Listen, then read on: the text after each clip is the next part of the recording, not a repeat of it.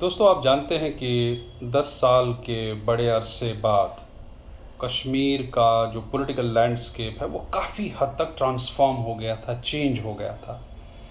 और खुसूसन जो younger generations हैं उनके अंदर एक उत्साह था इलेक्शन प्रोसेस में हिस्सा लेने का। दैट्स वाई यूथ बहसती उम्मीदवार भी इसमें लड़ रहे थे, कैंडिडेट्स डायरेक्टली इन द फ्रे, और यूथ ही सपोर्ट कर रहे थे। यूथ कैंपेनिंग में थे, यूथ स्लॉगनरिंग में थे, यूथ उम्मीदवारों के साथ चलने वाले भी थे, और यूथ खुद ही इलेक्शंस लड़ भी रहे थे।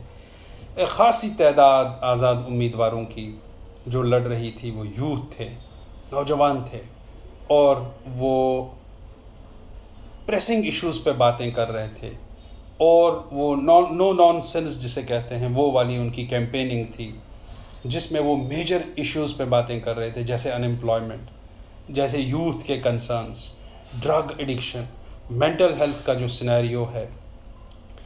और उसकी एक वजह ये भी है कि यूथ ने इतना उनके साथ रिस्पॉन्स क्यों दिखाया, एंगेजमेंट इतना अच्छा क्यों रहा। एक कॉन्फ्लिक्ट फटीग, जो डेकेड्स का जो सफरिंग है, वो आज के कश्मीर की जो ट्रांजिशनल सोसाइटी है, जो उस हार्ड कॉन्फ्लिक्ट से, सफरिंग कॉन्फ्लिक्ट से बाहर आ रही है और एक पोस्ट कॉन्फ्लिक्ट स्टेज की तरफ जा रही है, यूथ के अंदर अब ये है कि उन्हें मीनिंगफुल लाइफ गुजारनी है। उन्हें ये समझ आ गया है कि वक्त बहुत ज़ाया हुआ, और अब जो भी करना है वो पूरी रैशनलिटी के साथ करना है। वो अपनी लाइफ को मीनिंग दे रहे हैं।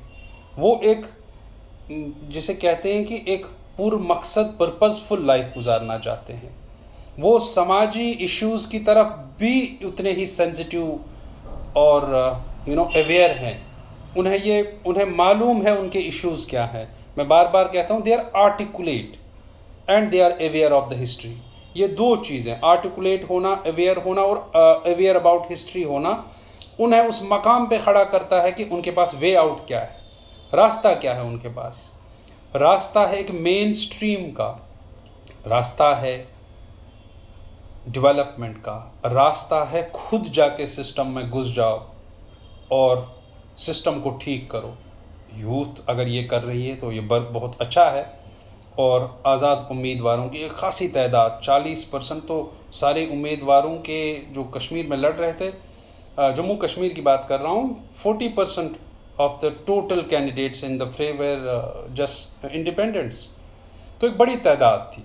यूथ ने उनके साथ इतना कंफर्म क्यों किया? क्योंकि वो जिन इश्यूज़ पे बात कर रहे थे आज़ाद उम्मीदवार, वो यूथ की वॉइसेस के साथ रेजोनेट हो रहे थे। यूथ के concerns, career concerns, livelihood concerns, unemployment, under employment, contractualism, drug addiction, new criminalities, deviant behaviour और सोशल वाइसेस, ये सारी इश्यूज़ के साथ रेजोनेट कर रहे थे। Plus local identity issues, cultural identity, regional ethos, regional identity, statehood demand, तशख़्ख़ुस what they call, और उससे भी ज़्यादा फ्री वॉइसेस, बिना चोक किए हुए फ्रीडम अपनी बात कहने का और उस पे रिपरकशंस फेस ना करने का। यूथ का एक एस्पिरेशन ये है कि वो बोलें और आज़ादाना बोलें। वो मुंह खोलें तो उनको आज़ादी हो वो मुंह खोलने की। ये एक बड़ी एस्पिरेशन थी। दैट्स वाई यूथ का एक भरपूर एंगेजमेंट रहा इन इलेक्शंस में, और यूथ ने इक्वली रिस्पॉन्ड किया पॉजिटिवली। उन्होंने वोट भी दिया, उन्होंने कैंपेन्स भी चलाई, वो स्लॉगनरिंग में भी आगे थे, वो बिल्कुल सीरियस इश्यूज़ पे बात कर रहे थे, वो उम्मीदवारों से सवाल भी कर रहे थे, वो अपने इश्यूज़ के तई बहुत कंसर्न, सेंसिटिव और अवेयर थे। This was a big thing. That's why कि एक उनकी खासी तादाद वोट देने जब गई तो उन्होंने जो एक कॉन्शियस वोटर की तरह वोट दिया, और उन्होंने बिना ट्रेडिशनल एफिलिएशंस, अपने घर की वफादारियां भूल कर उन्होंने हट कर वोट दिया, जिसे शिफ्ट इन वोटिंग बिहेवियर कहते हैं। क्योंकि वो अवेयर इस बात से थे कि जो ट्रेडिशनल लॉयल्टीज़ हैं उन्होंने आज तक उनकी तकदीर नहीं बदली। तो वक्त है सिस्टम को ट्रांसफॉर्म करने का, वक्त है चेंज देखने का।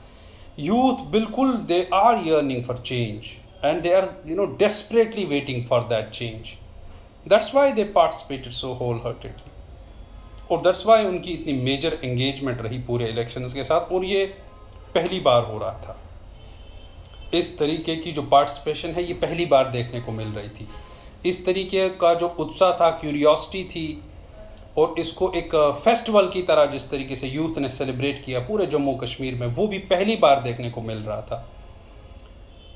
क्योंकि उन्हें अपने मसले हल कराने हैं।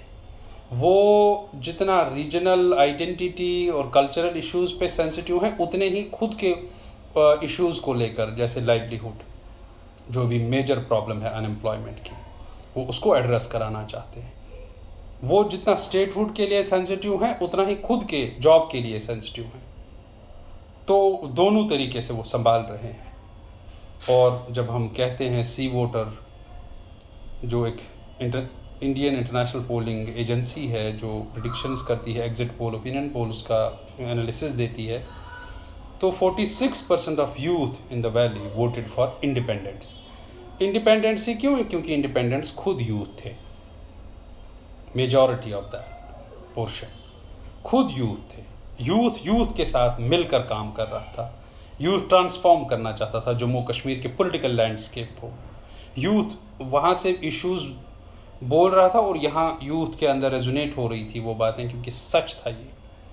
दैट्स वाई उन्होंने इंडिपेंडेंस को वोट दिया। अब ये वोट शेयर, ये जो वोटिंग परसेंटेज है, ये कितना सीट्स में कन्वर्ट होता है, that remains to be scene.